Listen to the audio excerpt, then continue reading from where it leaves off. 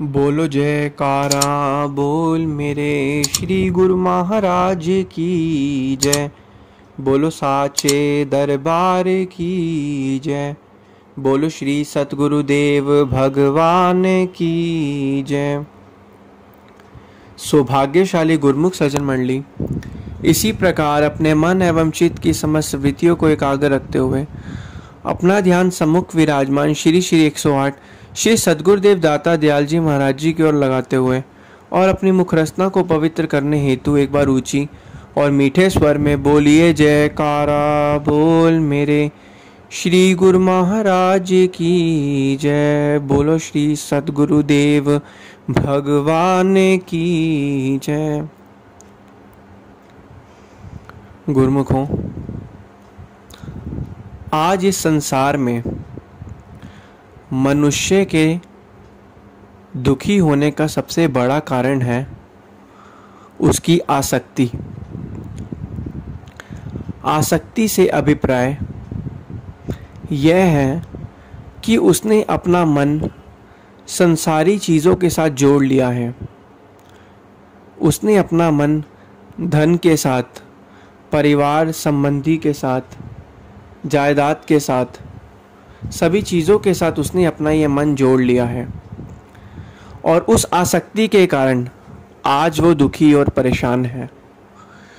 वह इस भ्रम में है कि इन सभी चीज़ों के साथ जुड़कर उसे सच्चा सुख और आनंद प्राप्त होगा, लेकिन जितना जितना वो सुख की ओर, इस सुख को प्राप्त करने की कोशिश में लगता है, उतना ही उसे दुख मिलता है। और जब भी मनुष्य की ज़िंदगी में कोई सुख आता है तो वो सुख थोड़े समय के लिए ही होता है, वो वास्तविक सुख नहीं होता और थोड़े समय के बाद वो दुख में परिवर्तित हो जाता है। तो इसलिए इन संसारी चीज़ों से आसक्ति रखने के कारण मनुष्य आज दुखी और परेशान है। उसने इन सभी चीज़ों को अपने मन के अंदर बसा लिया है, मगर वह ये जानता ही नहीं, ये मन, ये दिल जो बना ही प्रभु की भक्ति और प्रभु को रखने के लिए था, उसने इन मन और दिल के अंदर संसारी चीज़ों को स्थान दे दिया है।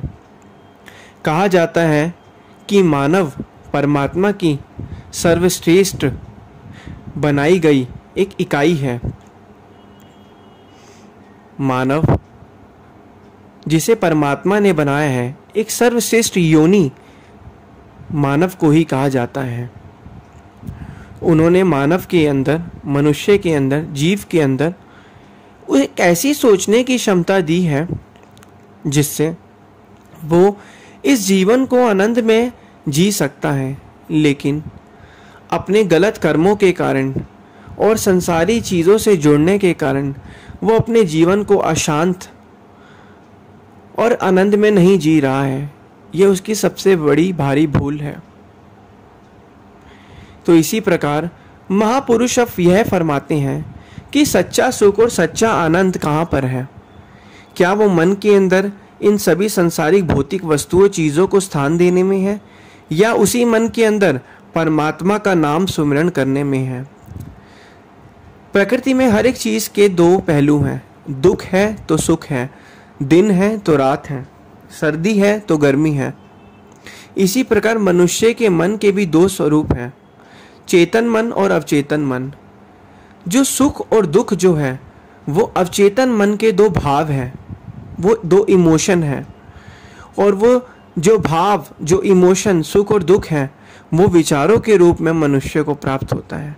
उदाहरण के तौर पर जब हमें कोई नकारात्मक विचार आता है, हम उस नकारात्मक विचार को सोचने लगते हैं तो हमारे अंदर वो नकारात्मक भाव उत्पन्न होने लगते हैं, वो नेगेटिव इमोशन उत्पन्न होने लगते हैं और हम घबराहट और चिंता महसूस करते हैं।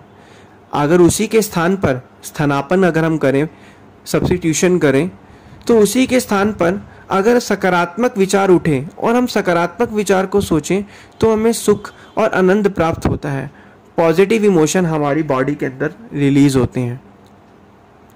तो इसी प्रकार अब सकारात्मकता जीवन जीने के लिए हमें क्या करना चाहिए? हमें अपने कर्मों को सकारात्मक करना चाहिए।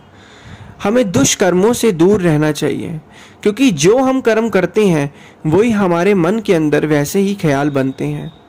क्योंकि ख्यालों और कर्मों का दोनों का एक दूसरे से सीधा संबंध है। जो भी आप ख्याल सोचते हैं उसी हिसाब से कर्म करते हैं, या जो आप कर्म करते हैं उसी हिसाब से आपके मन के अंदर ख्याल आता है। तो इसी प्रकार महापुरुष फरमाते हैं कि जब जीव को पता लग ही चुका है कि सच्चा सुख और सच्चा आनंद, सच्ची शांति इस सच्चे कर्म को कर कर ही प्राप्त होगी, तो वो क्यों अपने मन को, अपनी उस आसक्ति को इन सांसारिक चीज़ों के अंदर लगा बैठा है और अपना जीवन जो परमात्मा ने उसे सुख, शांति और आनंद में जीने के लिए दिया था उसको दुखी और अशांत में जीवन व्यतीत कर रहा है। तो इसीलिए महापुरुष यही फरमाते हैं कि संसार के काम करना मना नहीं है, संसार के काम करो। माता पिता भी बच्चों का पालन पोषण करते हैं और प्यार करते हैं, करो नहीं, ये उनका कर्तव्य है और ये कर्तव्य उनको निभाना चाहिए, लेकिन उस चीज़ को अपने दिल के अंदर नहीं बसाना चाहिए। क्योंकि दिल के अंदर जब वो चीज़ बस जाती है, कहते हैं कि जब कोई भी विचार इस मन के अंदर चला जाता है तो वो अपना प्रभाव डाले बिना वहाँ से नहीं निकलता, वो अपना प्रभाव वहाँ पर डालता ही रहता है।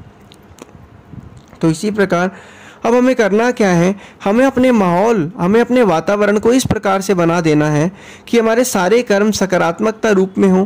क्योंकि जब हमारे कर्म भक्ति, परमानंद, आध्यात्मिकता की ओर लगेंगे तो हमारा जो मन भी है वो भी वैसा ही बन जाएगा। क्योंकि मन की खुद की अपनी कोई अस्तित्व नहीं है, उसे आप जिस रूप में ढालोगे वो उसी का रूप ले लेगा। और आध्यात्मिकता ही एक ऐसी चीज़ है जिससे जुड़ने पर हमारे मन के दूषित विचार जो हैं वो ख़त्म हो जाते हैं और हमें विवेक प्राप्त होता है। इसलिए ये हर एक गुरुमुख का कर्तव्य है कि सच्चा सुख और शांति और आनंद में प्राप्त करने के लिए जो महापुरुषों द्वारा बताए गए नियम हैं, श्री आरती, पूजा, सेवा, सत्संग, सुमिरन, दर्शन और ध्यान, इन सभी चीज़ों और 2 घंटे भजन अभ्यास, इन सभी चीज़ों को हम करते रहेंगे तो हमारी आत्मा बलवान होती रहेगी।